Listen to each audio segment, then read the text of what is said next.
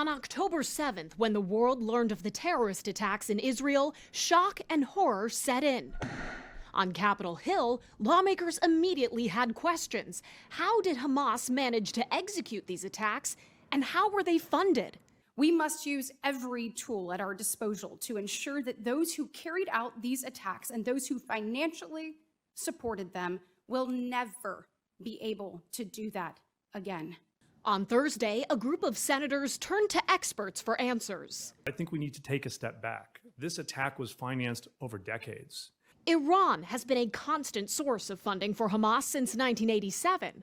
A more recent source of funding for the group has been through its ability to tax, extort, and racketeer by controlling the Gaza Strip. Probably at least 2 or 3 times as much money as they get from Iran. Since Hamas is designated as a foreign terrorist group by the U.S. government, it's subject to sanctions and has limited access to the international banking system. Because of its anonymity, cryptocurrency can provide cover for Hamas. Experts say it uses crypto to fundraise and transfer money within the organization. Our current laws are inadequate. We have the power to choke off that lifeline. Bipartisan momentum is building behind legislation that would put more responsibility on crypto platforms like Binance and Tether to know who is using their service and then impose sanctions on those platforms if they're being used to finance terrorist groups.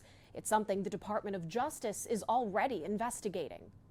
Meanwhile, some Republicans say they don't support the president's request for humanitarian aid to Gaza because they fear Hamas will intercept it.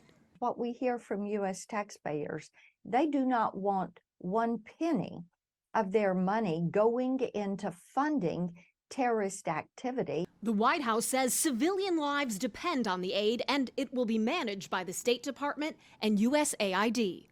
On Capitol Hill, I'm Atrell Nashar reporting.